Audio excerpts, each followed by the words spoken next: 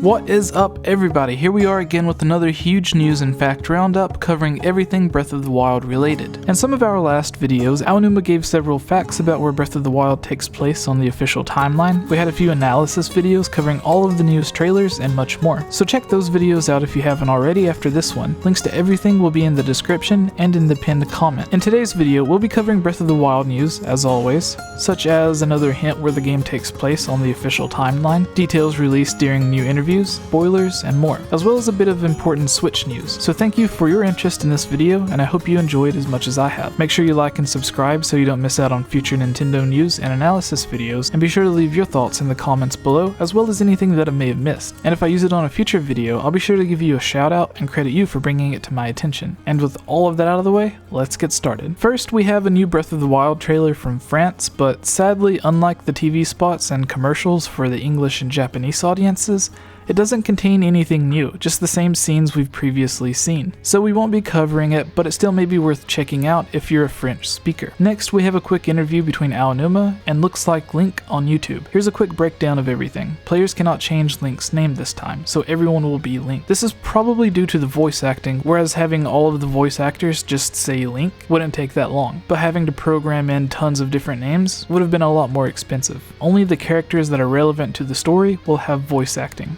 Voice acting was added so players could identify with the characters better as well as faster. Link won't speak. Aonuma says the game turned out just like he imagined from the beginning. It was difficult for Aonuma to stop working on the game because he always wanted to add more stuff. And again, this could be nothing, but I think it hints towards DLC because he said this before, that even after the game finished, he still wanted to go back and add more stuff into the game.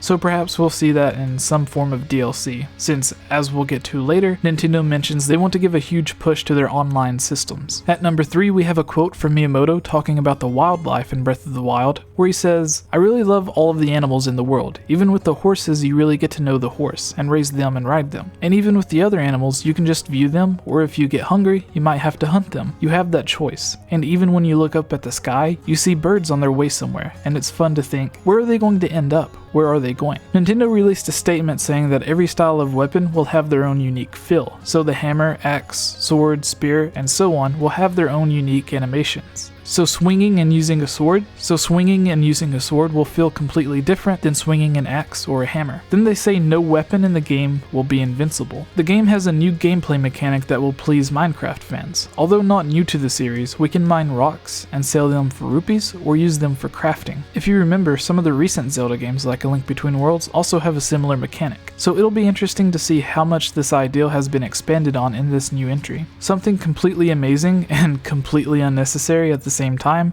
different shields have different speeds and level of control for snowboarding. This is something almost no one knew they wanted until Nintendo showed us. Just imagine shield surfing down the entire length of Death Mountain. I'm also interested to find out whether enemies or bosses will chase you while you do this. Aonuma brings up another clue at where Breath of the Wild takes place on the timeline by once again saying it takes place after Ocarina of Time, so that's bad news for the people that were wanting the game to take place directly after Skyward Sword. He tells us Link can find a dilapidated Temple of Time in the game's opening moments, and confirms the game does take place after Ocarina of Time, and additional direct ties to other games will be difficult to identify. To add to this, we also know the game's story has nothing to do with the Wind Waker and takes place in a time where Hyrule has had many battles with Ganon. This takes place either at the end of the Child timeline after Four Swords Adventure, or in the Downfall timeline before or after the original Zelda games. Moving on to the Nintendo Switch, Nintendo tells us that the Switch is not backwards compatible with games designed for other systems, and is not currently compatible with controllers designed for other systems. In some cases, games from past systems may be re-released for the Nintendo Switch system as either enhanced or original versions. The interesting part here is the mention of certain controllers working with the Switch.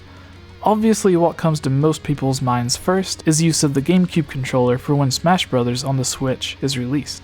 Perhaps Nintendo could even release a new Pro controller that resembles the classic GameCube controller, but are wireless, or they could release Joy-Cons in the shape of GameCube controllers that can be attached to the Switch itself, or a new version of the grip. Originally, I would have thought Nintendo would allow the Wiimote to work on the Switch. This way classic Wii games could easily be brought over or released on the eShop. But the Joy-Cons already have a new version of the motion controls used by the Wii, so we may end up playing certain games like Mario Galaxy with the standard Joy-Cons.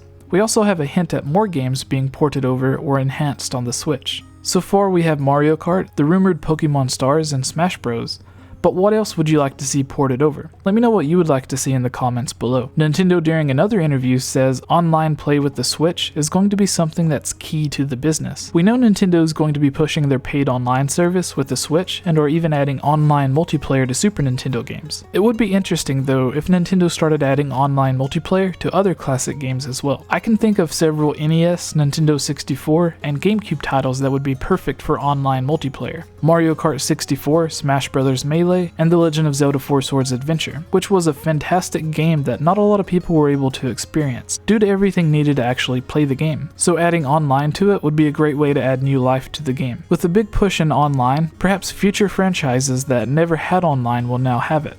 Personally, I thought Nintendo Land on Wii U was a great party game, but playing it online would have made it even better. Playing a 2D Mario game or a future Switch game similar to Mario 3D Land with online multiplayer would be great as well. And Aonuma has already said he wants to work on a multiplayer Zelda game similar to Triforce Heroes, but making use of the Breath of the Wild engine. So this also matches up with Nintendo's big push for online multiplayer. But let me know what games you would like to see taking advantage of online multiplayer that has never used it before. Finally, we have some new information from Kimishima talking about new revisions of the Switch. He says, I think we see that people who bought a Nintendo home console in the past, traditionally, they may treat Switch like a home console and buy it and use it for a long period of time. Whereas people who have been traditionally Nintendo handheld gamers, they may buy Nintendo Switch, and then for example, if a new version were to come out later, then maybe they would decide to upgrade to that. The original DS saw hardware updates with the Nintendo DS Lite, the DSi, and the DSi XL, while 3DS revisions were also introduced, including the new 3DS and the 2DS. Takahashi also discussed the chances of hardware changes in regard to the detachable Joy-Con controllers, suggesting that the ability to take them off the system leaves open the possibility of something else that might get attached. However, he did not elaborate any further. Personally, I think it's obvious in a year or two, a new version of the Switch will be announced. If you remember back when the original 3DS launched, everyone already expected a new 3DS XL edition of the 3DS was going to eventually be announced. But when asked, Nintendo said that they had no plans for a new iteration of the 3DS. Not even 2 months after that interview, they officially announced the 3DS XL. Later came the 2DS, and even a new 3DS and new 3DS XL. Also, you have to factor in that every single Nintendo home console up to the Wii and the Wii U had upgradability. So common sense tells us that yes, we will eventually get an upgraded version of the Switch. It could be that the Switch itself has either a slightly larger or slightly smaller screen. The Switch is quite large, so I could realistically see them releasing something like a Switch Mini. If we look at the Switch console, it has a bit of a gap between the edge of the screen and where the console actually ends. So slimming down the bezel and allowing the screen to take up more of the actual console could allow for a smaller overall console without cutting down the screen size. A future unit with a smaller screen that also cuts down on the bezel could be possible as well. In the opposite way, if they kept the Switch the same size, but just made the screen take up more space, a Switch XL could be possible and still use the same size Joy-Cons. Obviously a higher capacity battery and other things could be improved as well, not just the CPU, RAM, and GPU found inside the Switch.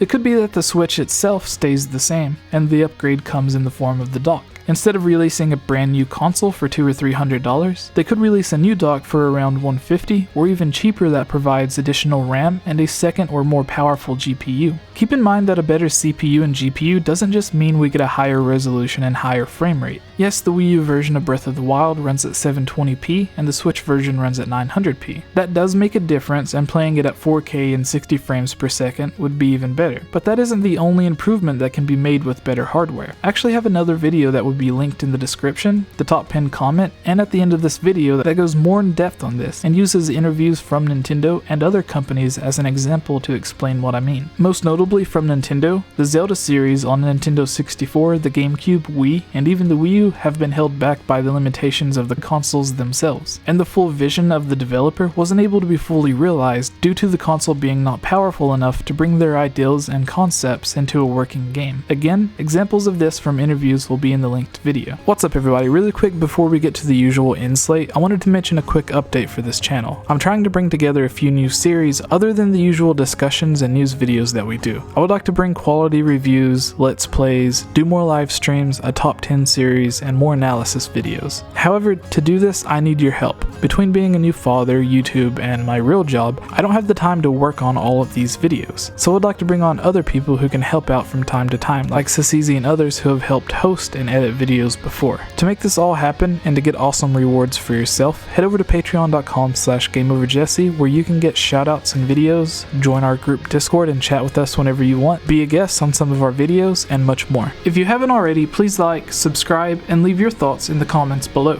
I would like to give a huge thank you to this month's Patreons for their support: George Martinez, Glenn Cassio, Hen Hutinen, Lunarium, Magic Tech Review, The Itch Network, and Harris Priest. Thank you all for everything, and it's because of your support that I'm able to find the time to do these videos. If you would also like to support this channel, head over to patreon.com/gameoverjesse where you can find all kinds of great rewards like joining on a video, being added onto our Discord chat, having your discussion or topic featured on one of our videos, and much more, including having your own custom artwork similar to my own, drawn of you in any anime or video game style you would like. Finally, I would like to give a huge thank you to Gnomo Designs and CS Guitar 89 for providing the music and artwork for this channel.